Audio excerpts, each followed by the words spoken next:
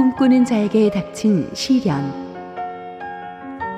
창세기 37장 12절에서 36절 말씀입니다.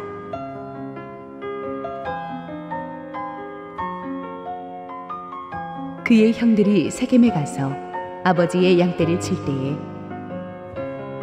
이스라엘이 요셉에게 이르되 내 형들이 세겜에서 양을 치지 아니하느냐, 너를 그들에게로 보내리라.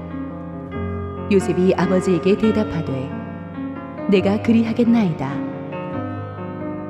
이스라엘이 그에게 이르되 가서 내 형들과 양떼가 다 잘 있는지를 보고 돌아와 내게 말하라 하고 그를 헤브론 골짜기에서 보내니 그가 세겜으로 가니라. 어떤 사람이 그를 만난즉 그가 들에서 방황하는지라. 그 사람이 그에게 물어 이르되 내가 무엇을 찾느냐? 그가 이르되 내가 네 형들을 찾아오니 청하건대 그들이 양치는 곳을 내게 가르쳐 주소서. 그 사람이 이르되 그들이 여기서 떠났느니라. 내가 그들의 말을 들으니 도단으로 가자 하더라 하니라. 요셉이 그의 형들의 뒤를 따라가서 도단에서 그들을 만나니라. 요셉이 그들에게 가까이 오기 전에 그들이 요셉을 멀리서 보고 죽이기를 꾀하여 서로 이르되 꿈꾸는 자가 오는도다. 자, 그를 죽여 한 구덩이에 던지고 우리가 말하기를 악한 짐승이 그를 잡아먹었다 하자. 그의 꿈이 어떻게 되는지를 우리가 볼 것이니라 하는지라. 르우벤이 듣고 요셉을 그들의 손에서 구원하려 하여 이르되 우리가 그의 생명은 해치지 말자. 르우벤이 또 그들에게 이르되 피를 흘리지 말라. 그를 광야 그 구덩이에 던지고 손을 그에게 대지 말라 하니 이는 그가 요셉을 그들의 손에서 구출하여 그의 아버지에게로 돌려보내려 함이었더라. 요셉이 형들에게 이르매 그의 형들이 요셉의 옷 곧 그가 입은 채색 옷을 벗기고 그를 잡아 구덩이에 던지니 그 구덩이는 빈 것이라. 그 속에 물이 없었더라. 그들이 앉아 음식을 먹다가 눈을 들어본즉 한 무리의 이스마엘 사람들이 길르앗에서 오는데 그 낙타들의 향품과 유향과 모략을 싣고 애굽으로 내려가는지라. 유다가 자기 형제에게 이르되 우리가 우리 동생을 죽이고 그의 피를 덮어둔들 무엇이 유익할까? 자, 그를 이스마엘 사람들에게 팔고 그에게 우리 손을 대지 말자. 그는 우리의 동생이요 우리의 혈육이니라 하매 그의 형제들이 청종하였더라. 그때 미디안 사람 상인들이 지나가고 있는지라. 형들이 요셉을 구덩이에서 끌어올리고 은 20에 그를 이스마엘 사람들에게 팔매 그 상인들이 요셉을 데리고 애굽으로 갔더라. 르우벤이 돌아와 구덩이에 이르러 본즉 거기 요셉이 없는지라. 옷을 찢고 아우들에게로 되돌아와서 이르되 아이가 없도다. 나는 어디로 갈까?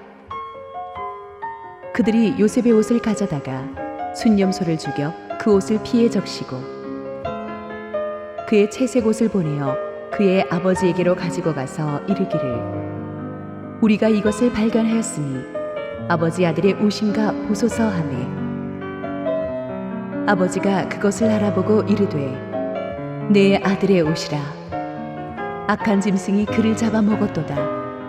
요셉이 분명히 찢겼도다 하고 자기 옷을 찢고 굵은 배로 허리를 묶고 오래도록 그의 아들을 위하여 애통하니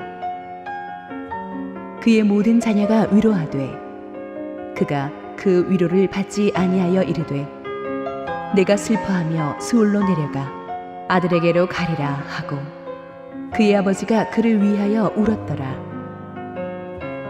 그 미디안 사람들은 그를 애굽에서 바로의 신하 친위대장 보디발에게 팔았더라. 할렐루야. 우리 하나님께 감사와 영광의 박수 올려드리겠습니다. 하나님의 축복이 또 명절 마지막 날, 또 우리 맑은 날에 주님을 예배하러 나온 여러분 모두에게 충만하게 임하기를 축원합니다. 우리 함께 기도하시고 하나님 말씀 보겠습니다. 사랑하는 아버지, 은혜를 감사합니다.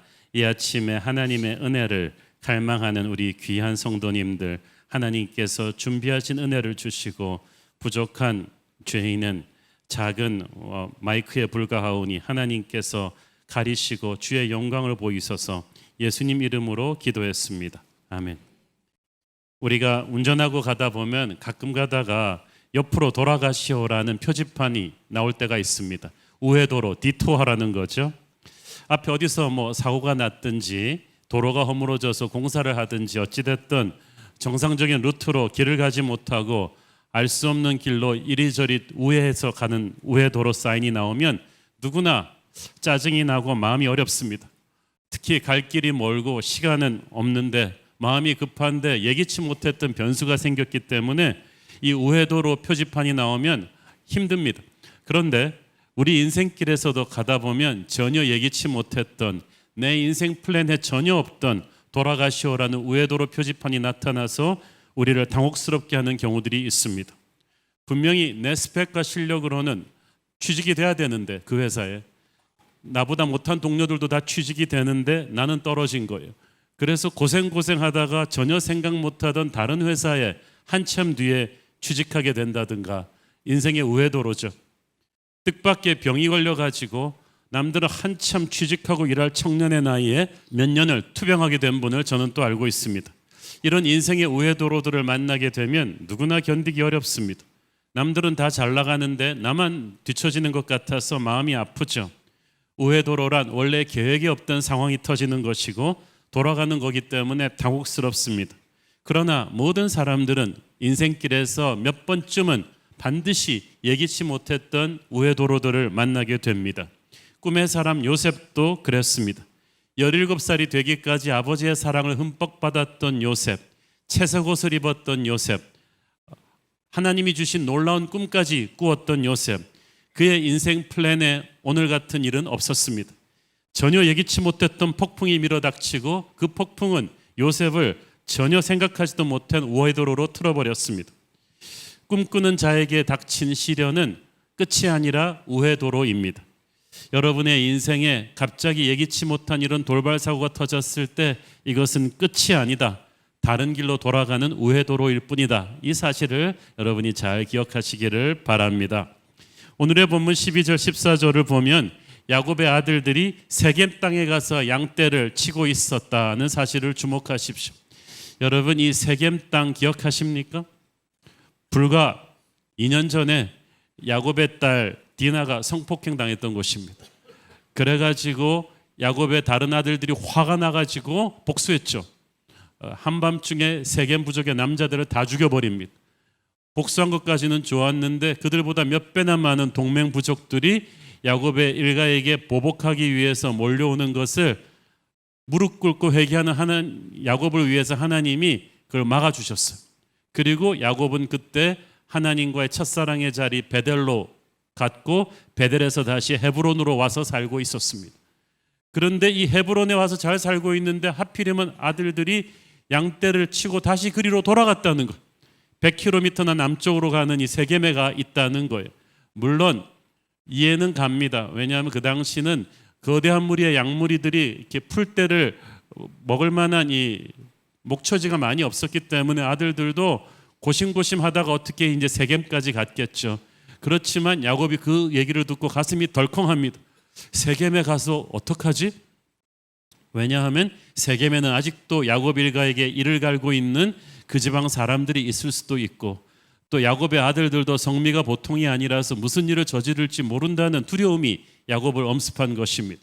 그래서 할 수 없이 그 요셉을 보내서 형들이 잘 있는지, 안전하게 잘 있는지, 양떼들은 무사한지, 또 형들이 사고치지 않았는지 그런 것을 체크하기 위해서 이 요셉을 보낸 거예요.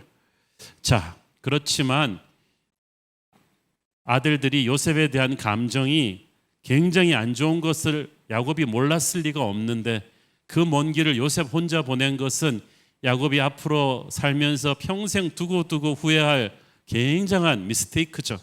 수행원이라도 몇 명 좀 딸려서 보낼 것을 요셉 혼자서 보낸 거예요. 근데 주목할 것은 이 요셉이 아버지 야곱의 명령에 군소리 없이 Yes sir, 제가 가겠습니다라고 순종했다는 사실이죠. 우리는 여기서 참 요셉이 철부지 소년이 아니라 상당히 훌륭한 청년이라는 걸 볼 수가 있죠. 어리광망 부리는 그런 철부지 아들 같았으면 아버지가 자기를 사랑하는 걸 아니까 아버지 힘들어요. 저 혼자서 그 먼 길을 어떻게 가요?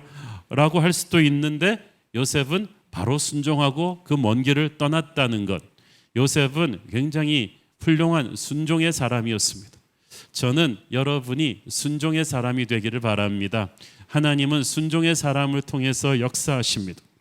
그런데 요셉이 이렇게 옛술 그리고 떠난 것까지는 좋았는데 분명히 세겜 근처에서 양떼를 치고 있다고 했는데 가보니까 또 형들이 없어요. 왜냐하면 양떼를 거느리고 다니다가 세겜 근처에 또 풀을 다 먹고 나면 그 다음 지역으로 옮겨가거든요. 형들이 다시 옮겨간 거예요. 그러니까 요셉이 그 당시에 뭐 스마트폰이 있는 것도 아니고 내비게이션이 있는 것도 아니고 어떡하겠어. 어린 소년 요셉이 목초지 경험이 없으니까 사방을 헤매고 다니다가 기적같이 어떤 사람을 만났습니다. 그리고 그 사람들이 다행히 얼마 전에 형들의 무리와 스쳤기 때문에 형들이 세겜에서 북쪽 30km 정도 떨어진 도단 지역으로 가 있다는 걸 알았습니다. 그러니까 요셉이 또 도단까지 끝까지 가요.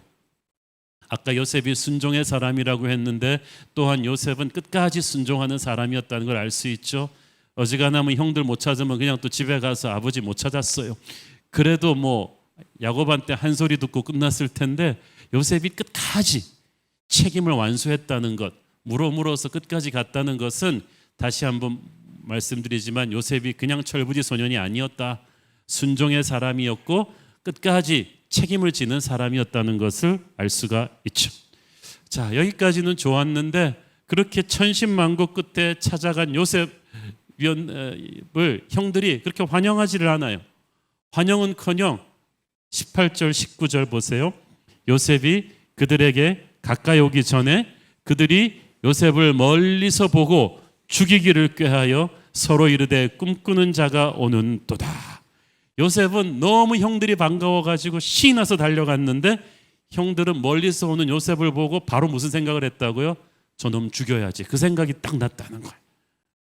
참 인간관계라는 게 쉽지가 않아요. 나는 꽃을 들고 달려가는데 상대는 칼을 품고 나를 기다려요. 그래서 우리가 웃으면서 만나도요 참 열길 물 쏘고 날아도 한 길 사람 쏘고 모르는 것 같아요. 특히 친한 사람들, 여러분과 친한 사람들이 다 여러분을 좋아한다고 생각하시는 건 아니죠. 보니까 요셉은 그걸 몰랐던 것 같아요. 형들의 감정을. 평소 그 어머니는 다르지만 그래도 아버지가 같은 혈육입니다. 어떻게 이런 동생을 죽일 생각까지 했겠습니까? 제가 볼 때는 이게 하루아침에 된 일이 아니고 형들이 쌓인 감정이 많아요. 하일리의 법칙에도 나오지만 어떤 큰 사건이 터지기 전에 그 사건에 어떤 사인을 주는 어떤 작은 사건들이 몇 번씩 터졌다는 거예요. 요셉의 인생도 그랬죠. 꿈 얘기할 때부터 조짐이 좀 이상했어요. 채색 옷 입고 막 자랑하고 다닐 때부터 조짐이 이상했는데 이게 형들의 가슴에 엄청난 분노로 쌓여 있었어요. 근데 요셉이 너무나 순진무지한 이 17살 소년이었기 때문에 다른 사람들 감정을 전혀 감을 못 잡고 있었습니다. 평소에 눈에 가시같이 여기던 요셉이 아버지한테서 100km 이상 떨어진 이 먼 곳에 나타났다는 사실, 게다가 자기들은 축월하고 작업복 입고 일하고 있는데 왜 쟤는 여기까지 오면서 굳이 저 채색 옷을 입고 나타나는 거지. 그래서 이건 정말 불공평한 인생이구나, 저놈 죽여야겠다는 생각이 동시에 형들의 머릿속을 팍 스친 거예요. 이런 생각을 하면서 형제들은 먼 발치에서 자기들 향해서 달려오는 요셉을 보면서 그 짧은 몇 분 동안에 서로 수군거리면서 요셉을 어떻게 죽일 것인가를 공모하기 시작합니다. 원래 못된 일일수록 순식간에 팀워크가 이루어지는 거거든요. 어떻게 요셉을 죽이지? 20절 읽습니다. 자, 그를 죽여 한 구덩이에 던지고 우리가 말하기를 악한 짐승이 그를 잡아먹었다 하자. 그의 꿈이 어떻게 되는지를 우리가 볼 것이니라 하는지라. 요셉에 대해서 형들이 특히 못마땅한 것은 그의 꾼 꿈이었어요. 자기들이 전부 다 요셉 밑에 절하게 된다는 자기들의 미래를 절망적으로 선포한 이 요셉의 꿈을 죽이고 싶었어요. 요셉을 죽이면 요셉의 꿈도 죽겠지. 설마 그 꿈이 하나님으로부터 온 줄은 모르고 있었어요. 어쨌든 가슴에 분노를 쌓아놓는 것은 이렇게 위험합니다, 여러분. 그렇기 때문에 성경은 하루가 지나도록 가슴에 분노를 품지 말라고 했습니다. 여러분 가슴 속에 혹시 형제를 향한 분노가 있다면 십자가 앞에서 오늘 깨끗이 내려놓게 되기를 바랍니다. 언젠가는 그것이 정말 어글리한 방법으로 폭발하게 될 것입니다. 그런데 하나님께서는 그 짧은 몇 분 동안에 요셉을 죽여서 시신까지 은닉할, 아버지까지 속일 완벽한 준비를 하고 있는 그들의 계획 한가운데로 들어오셔서 그 계획이 살짝 빗나가게 하셨습니다. 21절 22절 읽습니다. 르벤이 듣고 요셉을 그들의 손에서 구원하려 하여 이르되 우리가 그의 생명은 해하지 말자. 르벤이 또 그들에게 이르되 피를 흘리지 말라. 그를 광야 그 구덩이에 던지고 손을 그에게 대지 말라 하니 이는 그가 요셉을 그들의 손에서 구출하여 그의 아버지에게로 돌려보내려 함이었더라. 참 여기서 우리가 놀라운 것은 르벤이 이런 말을 했다는 거예요. 왜냐하면 르벤이 평소에 이렇게 착하고 책임감 있는 사람이 아니에요. 르벤이 장자지만 얼마 전에 무슨 짓을 저질렀습니까? 자기의 서모 빌하와 통간하는 불륜죄를 저질러서 아버지의 눈밖에 완전히 나버렸어요. 그때부터 야곱은 르벤에게 가는 상속권을 뺏기로 결심을 했습니다. 그런데 그 르벤이 희한하게 이 순간만큼은 딱 개입해서 요셉을 죽이지는 말자고 합니다. 피를 볼 것까지는 없으니까 그냥 구덩이에 던져놓자. 다른 그 형제들의 살기가 워낙 등등하니까 잠깐 그렇게 해서 감정이 가라앉게 한 다음에 시간을 벌었다가 나중에 밤에 자기가 몰래 와서 요셉을 빼내서 구출해 주려는 생각을 한 거예요. 참 하나님께서 르벤 같은 사람을 통해서 요셉을 죽이는 것을 막으셨다는 것이 참 절묘하지 않습니까? 악인도 하나님의 때에 쓰임받기 위해 있다고 하더니 정말 그렇습니다. 하나님의 장기판에 쓸모없는 말은 없습니다. 자, 저는 생각을 해봅니다. 요셉이 막 형들을 보면서 형 그러면서 막 슬로우 비디오로 막 달려오면서 안기려고 하는 그 순간에 설마 형들이 자신들을 죽이려는 음모를 꾸미고 있는 줄도 몰랐지만 또 하나님께서 그 음모 가운데 들어가셔서 자기를 살리는 개입을 하고 계신 줄도 몰랐습니다. 하나님께서는 우리가 아직 모르고 있는 문제, 아직 일어나지 않은 문제에 대해서도 이미 해결책을 준비하고 계십니다. 여러분의 스트레스가 그 정도인 것은 여러분이 다 몰라서 그렇지. 내가 알고 있는 문제보다 더 심각한 문제가 내 앞에, 내 옆에 많이 일어나고 있어요. 그런데 그 문제들이 터지지 않은 것은 하나님께서 사전에 많이 막아주셨기 때문입니다. 형들이 악한 계획을 짜는 단계에서부터 하나님의 구원의 역사가 시작되었어요. 그래서 요셉은 죽여서 시체로 구덩이에 던져질 수도 있었는데 살아서 구덩이에 던져진 거예요. 환난이 오긴 왔지만 급소를 비켜갔어요. 그래서 시련은 겪지만 그것이 죽음으로까지는 이어지지 않도록 하나님이 수위 조절을 하십니다. 이것이 비전의 사람에게 오는 하나님의 섭리예요. 고난의 수위 조절을 해 주십니다. 그래서 하나님께서 고난을 통해서 우리가 정금같이 나오게 하시지 고난 속에서 우리가 죽지 않도록 지켜주시는 거예요. 자, 23절 24절 읽습니다. 요셉이 형들에게 이르매 그의 형들이 요셉의 옷 곧 그가 입은 채색 옷을 벗기고 그를 잡아 구덩이에 던지니 그 구덩이는 빈 것이라 그 속에 물이 없었더라. 굳이 그냥 던져도 되는데 형들이 요셉의 옷을 벗겨버려요. 만나자마자 일단 옷부터 샥 벗겨버려요. 왜냐하면 제일 꼴보기 싫은 게 이 채색 옷이. 요셉에게는 이 채색 옷이 아버지의 사랑과 영적인 기름 부으심이 있는 소중한 것이었지만 상대적으로 형들에게는 이것이야말로 불공평한 세상에 서러움이 담긴 옷이, 아버지의 편애가 담긴 옷이. 그래서 형들은 이걸 견딜 수가 없는 거예요. 요셉은 몰랐어요. 자기가 그동안 형들에게 얼마나 가슴에 상처를 주고 있는 줄도 몰랐어요. 그래서 형들이 갑자기 강도로 돌변해서 자기 옷을 벗기고 구덩이에 던져놓으니까 이 요셉이 저항에 앞서서 멘붕이 왔을 것입니다. 우리 인생에도 이런 일이 터질 때가 있습니다. 우리가 믿었던 사람들한테 청천벽력 같은 배신을 당합니다. 깊은 수렁에 빠집니다. 우리가 이유를 모르는데 우리의 채색옷이 그들의 가슴에 그렇게 오랜 세월 상처를 주고 있었는지 몰랐어요. 17살밖에 안 된 소년 요셉이 그것을 알기에는 너무 어렸죠. 구덩이에 사정없이 던져집니다. 우리가 얼핏 생각하기에 아니 구덩이에 던져줬으면 조금 노력해서 기어 나오면 되지, 이 젊은 사람이 그 정도도 못 기어 나오나 생각할 수도 있는데요. 그 당시 중동 지방의 이 구덩이 사진을 보시면 그게 그렇게 간단한 일이 아닙니다.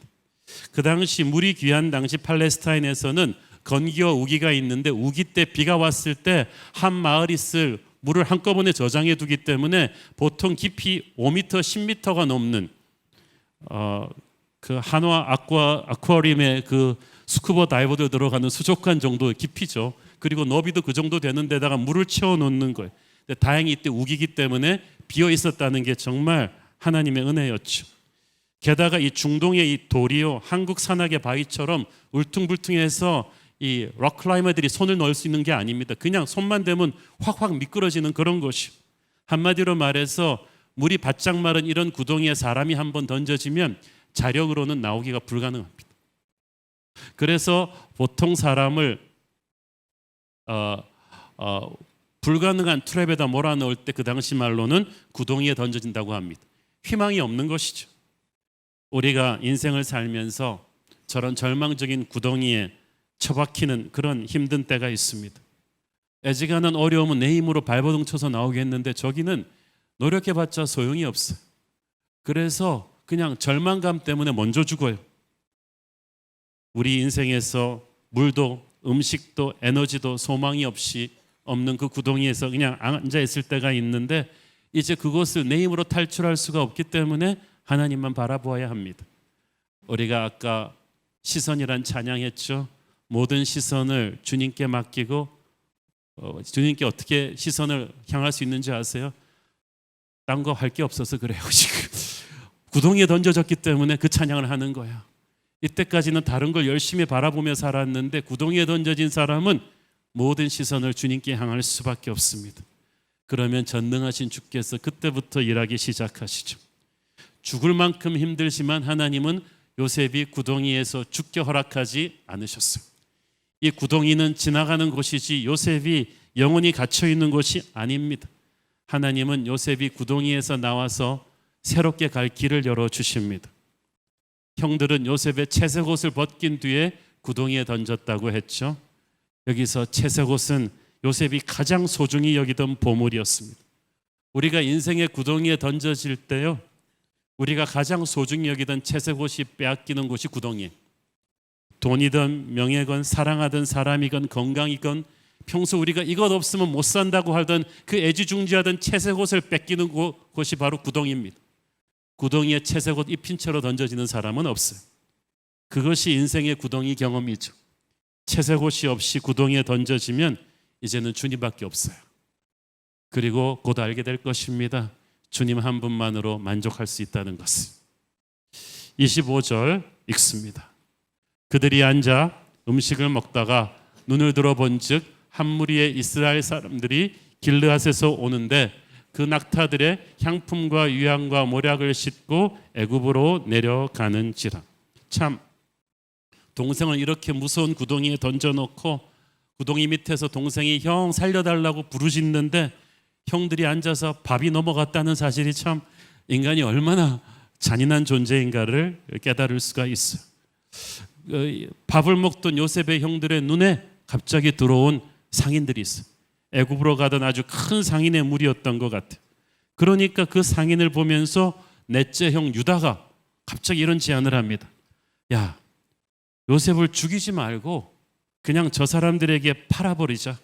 그러면 죽이지 않고도 우리는 미운 놈 영원히 보지 않아도 되고 아버지께는 죽었다고 가서 말하면 되지 않느냐. 결국 그 아이디어가 채택되죠. 요셉은 그 상인들에게 은 20에 팔려가게 되는 거예요. 보니까 처음에 요셉을 죽이지 말고 살려두자고 제안했던 르우벤이 그 자리에 없었던 것 같아요.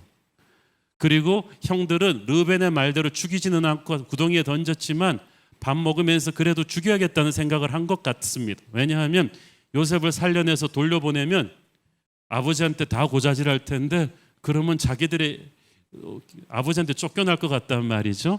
그래서 다시 죽이자는 쪽으로 아이디어가 흐르고 있었는데 마침 애굽으로 가는 상인들이 지나가게 되었고 마침 또 유다가 그걸 보고 아이디어를 내게 된 거예요. 그래서 처음에는 형들도 감정에 격했던 형들도 전혀 계획하지 못했던 쪽으로 일이 흘러버린 거예요. 이건 요셉도 몰랐고 형들도 몰랐던 일이 벌어지게 된 것입니다. 하나님께서 이번에는 유다를 사용하셔서 요셉의 목숨을 살리셨어요. 유다와 그 상인들을 이용해서 요셉의 목숨을 살리신 거예요. 하필 그 시간에 미디안 상인들이 그곳을 지나가게 하신 것도 하나님의 은혜였고 지나가다가도 멀리서 막 신기루처럼 모래폭풍이 있으면 못 볼 수도 있는데 날씨가 맑아가지고 형들이 정확하게 본 것도 은혜고 그걸 보고 유다가 요셉을 저 사람들한테 넘기자고 한 것도 하나님의 섭리였어요. 그래서 요셉이 살아날 수가 있었고 애굽으로 갈 수가 있었습니다. 그러니까 아까 르벤 때처럼 하나님께서는 작은 시련을 통해서 더 큰 재앙으로부터 요셉을 지키신 것입니다. 영화 시리즈에 보면 스핀오프라는 게 있어요. 정통 히스토리는 아닌데 이게 공이 예기치 않게 탁 튀어가지고 다른 쪽으로 가게 된 거예요. 형들도 요셉도 몰랐던 스핀오프 디토처럼 하나님께서 절묘하게 이 길이 어긋나게 하셔서 하나님만이 아시는 새로운 역사의 챕터가 요셉에게 열리기 시작합니다. 요셉은 그렇게 팔려갔는데 딱 한 것은 요셉을 목숨처럼 사랑했던 아버지 야곱의 통곡이었습니다. 31절, 32절 읽습니다.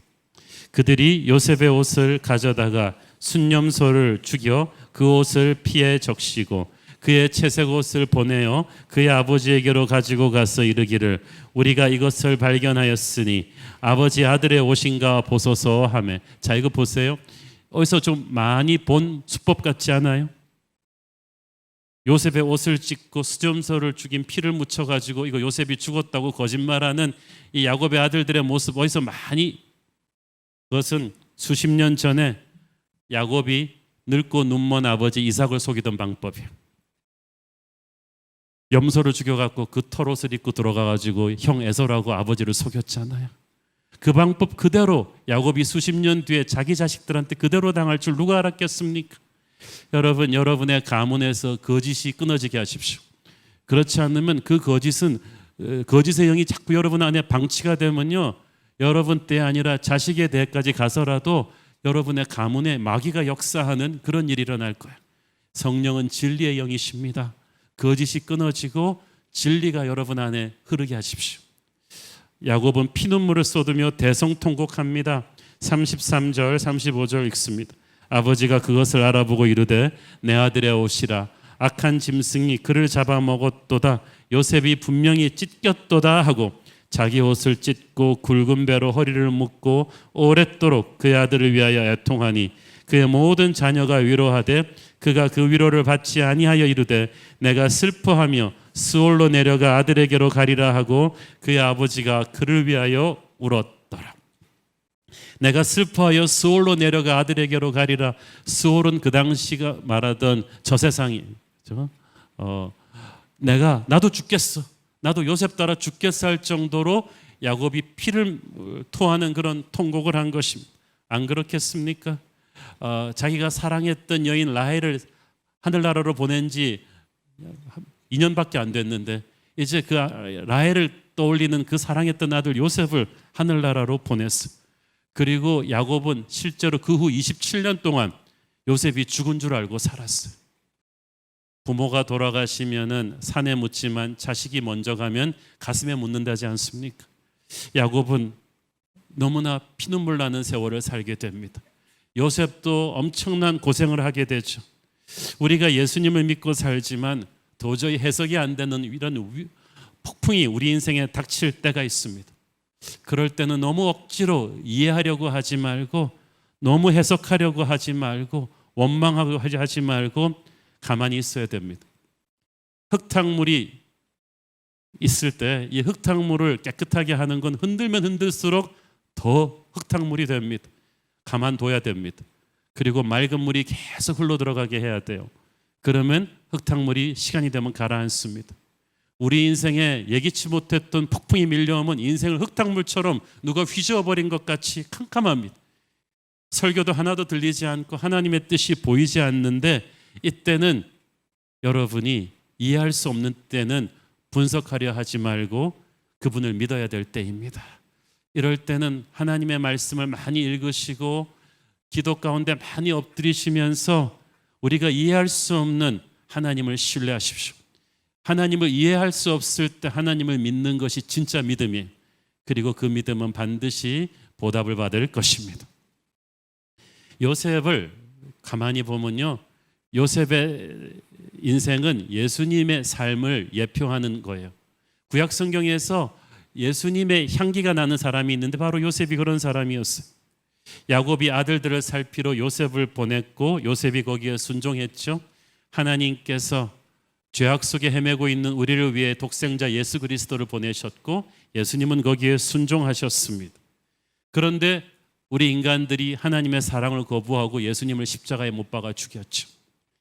형들은 죄 없는 요셉을 붙잡아서 옷을 벗기고 죽으라고 구덩이에 던졌습니다. 형들이 요셉을 은 20에 팔아넘겼듯이 유다는 예수님을 은 30에 팔아넘겼습니다. 형들은 요셉을 죽이고자 했으나 하나님이 그걸 막으셨어요. 요셉을 통해서 이루고자 하는 위대한 꿈을 하나님은 지속시키셨습니다. 사람들은 예수님을 십자가에 못 박아 죽였다고 생각했지만 하나님께서는 예수님을 사흘 만에 부활시키셔서 모든 이름 위에 뛰어난 이름이 되게 하셨습니다. 그렇게 극적으로 살아난 요셉은 존귀한 자가 되어서 형들의 경배를 받을 뿐 아니라 모든 애국과 열방을 살리는 구원의 통로가 됩니다. 사람들이 십자가에 못 박아 죽인 예수님을 하나님께서 다시 일으키셔서 모든 이름 위에 뛰어난 이름이 되게 하셔서 열방의 경배를 받으시고 그리스도를 통하여 온 세상을 다시 살리는 계획을 실천하십니다. 그러니까 요셉의 인생에 예수님의 인생이 보이는 거예요. 저는 여러분의 인생에도 예수님의 흔적이 보이기를 축원합니다. 요셉의 인생을 보면 하나님의 섭리, 이 Divine Providence의 오묘함이 얼마나 놀라운 것인지를 볼 수가 있어요. 왜 이렇게 추리소설 이런 걸 보면은 결론은 끝에 나오지만 이 결론을 좀 암시해주는 힌트가 앞에 중간중간에 툭툭 나오는 게 있어요. 굉장히 많은 요셉의 인생에서도 그 힌트가 나오는데 오늘 36절이 그 힌트예요. 36절 보세요. 그 미디안 사람들은 그를 애굽에서 바로의 신하 친위대장 보디발에게 팔았더라. 지금 우리 눈에 보이는 건 팔았더라 저거죠. 미디안 상인들이 보이죠. 팔렸더라. 그런데 영의 눈으로 보면 애굽이 보이고 보디발이 보이고 바로가 보이는 거예요. 지금 저게 포인트예요. 노예로 팔리는 게 포인트가 아니라 하나님이 앞으로 요셉의 인생을 어떻게 풀어가실 거에 대한 힌트가 거기 다 나와 있는 거예요. 하나님이 함께 하시지 않으면 운명이고 하나님이 함께 하면 섭리라는 말이 있죠. 세상 사람들은 운명, 역술 이런 걸 보지만 우리는 섭리를 믿고 사는 사람인 줄 믿습니다. 세상적인 눈으로 볼 때는 형들에게 잡혀서 미디안 상인들한테 팔렸다. 끔찍한 저주이고 재앙 같은 운명인데 하나님의 눈으로 보면 섭리의 시작이에요. 여러분 알 수 없는 흙탕물 같은 폭풍이 나를 집어삼킬 때 이거를 저주받은 운명이라고 하지 말고 알 수 없는 섭리의 시작이라고 하십시오. 하나님을 기대하라. 이것은 구덩이에서도 하나님을 기대해야 돼요. 올해 하나님을 기대해야 되는데 자꾸 여러분의 인생이 자꾸 진창으로 들어가는가? 교회표랑 나는 왜 자꾸 딴 쪽으로 갈까? 이런 생각이 드신다면 요셉의 꾼 꿈은 구덩이에서도 빛을 발했다는 것을 믿으시기를 바랍니다. 여러분의 인생이 아무리 내려가는 것 같아도 그것은 별이 빛나는 것입니다. 이때는 상황을 분석할 때가 아니고 그분에게 시선을 집중해야 될 때입니다. 고난이 너무 커서 하나님의 움직임이 전혀 느껴지지 않을 때 더욱 깊이 기도하시고 더욱 많이 하나님의 말씀을 읽으십시오. 하나님의 움직임이 느껴질 때까지 그렇게 하셔야 됩니다. 요셉에게 일어난 사건들을 영의 눈으로 가만히 보면 세상 눈으로 훌쩍 볼 때는 느껴지지 않는 하나님의 미세한 역사가 몇 가지가 보여요. 첫째, 그렇게 모범적이지도 않던 르우벤이 왜 그때 요셉을 죽이려는 아우들을 말렸을까요? 르우벤 덕분에 요셉은 시체로 던져진 게 아니라 그래도 살아서 구덩이에 던져졌어. 그리고 아우들이 왜 사이도 안 좋은 형제들이 그때는 형 말을 잘 듣고 요셉을 안 죽이고 빈 구덩이에 넣었을까? 이게 하나님의 첫 번째 개입입니다. 여러분, 고난 가운데 하나님이 버리지 않았어요. 고난 가운데 하나님의 개입이 있어. 그래서 고통스럽지만 죽지는 않은 거예요. 둘째, 왜 바로 그 시간에 미디안 상인들이 거기를 지나갔을까요? 그리고 딱 그걸 보고 또 유다가 그걸 보면서 저 사람들한테 요셉을 팔자는 제안을 어떻게 하게 됐고 형들은 또 그걸 또 왜 예스하게 됐을까요? 여러분, 시간이 조금만 어긋났으면요, 그리고 형들이 요셉을 안 죽였으면 밤에 르벤이 와서 요셉을 끄집어냈을 것이고 그러면 요셉은 다시 아버지의 품으로 돌아갈 수 있습니다.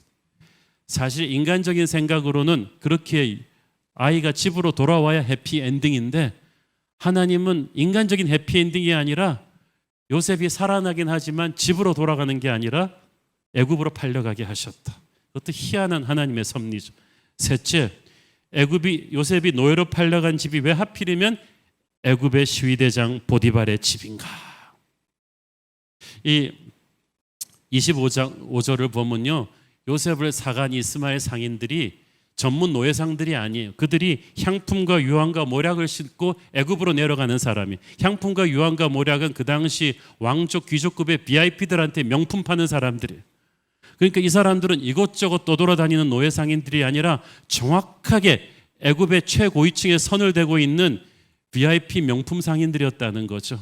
그러니까 가는 목적이 정확했어요. 요셉은 그래서 그들의 손에 잡혀서 이곳저곳 떠돌아다닌 게 아니라 정확하게 애굽으로, 그것도 그들의 단골집인 보디발의 집으로 직행할 수 있었다. 그러니까 요셉은 인간적인 해피엔딩인 아버지의 집으로 돌아가는 게 아니라 애굽으로 끌려갔어요. 하나님의 여러분을 향한 꿈은 여러분이 익숙한 대로 다시 돌아가는 게 아니라 사명의 자리로 가는 것입니다. 그래서 이 세 가지 우연, 르벤이 요셉을 죽이려는 아우들을 말린 거, 또 그 시간에 미디안 노예 상인들이 지나게 된 거, 세 번째로는 요셉이 간 집이 마침 애굽으로 가는 집이었다. 이 세 가지 사건들을 쫙 꿰서 보면 이 뜻하지 않은 인생의 이 폭풍 사이로 하나님의 절묘한 개입이 이루어지고 있는 것입니다. 지금 큰 그림을 꿰고 있는 분은 하나님밖에 없어요. 요셉의 형들도 이건 돌발 상황이고 요셉도 돌발 상황이고 이 상인들도 돌발 상황이에요. 아무도 모르는데 하나님만이 이 큰 그림을 꿰고 있습니다. 최악의 상황을 막아주시고 피할 길을 주시는데 지금 이 조연 배우들한테 다 마이크 대면서 상황을 아냐고 물어보면 다 모른다. 하나님께서 역사하고 계세요. 르벤과 유다나 이 미디안 상인들 같은 그렇게 선하지 않은 사람들을 통해서도 하나님은 역사하셔서 우리 인생을 사방에서 스피노프를 시켜가지고 하나님의 길로 이끌어 가십니다. 자, 요셉이 그냥 있었다면 그냥 팔레스타인 변방의 부잣집 도련님인데 하나님이 주신 꿈이 이루어지기 위해서 그는 애굽으로 가야 됐어요. 가는 방법이 좀 거칠기는 했지만 하나님의 뜻이었어요. 그것도 애굽의 그냥 집이 아니라 애굽 권력의 핵심으로 가야 되는데 요셉이 팔려간 곳이 하필이면 바로 왕의 오른팔 친위대장 보디발의 집이었어요. 그래서 가만 보면 왜 보디발의 이름이 나오고 바로의 이름이 나옵니까? 이게 다 나중에 요셉이 가는 코스예요. 절망 같은 요셉의 상황에서는 생각할 수도 없는 존재들인데 요셉이 그래서 구덩이에 떨어진 것이 우리가 생각하기에는 추락한 것 같지만 하나님의 초고속 엘리베이터였던 거야.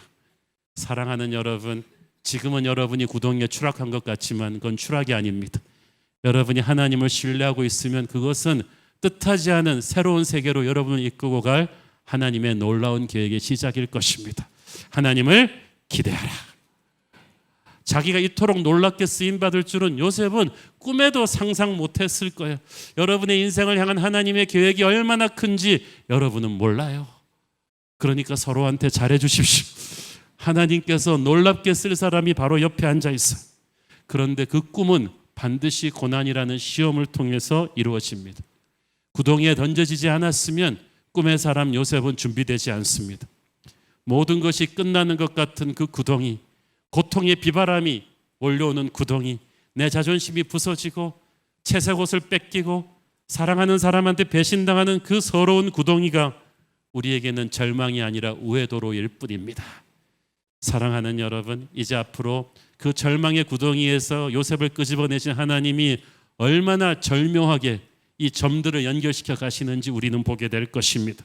하나님께서 저와 여러분에게도 그렇게 역사하실 줄 믿습니다.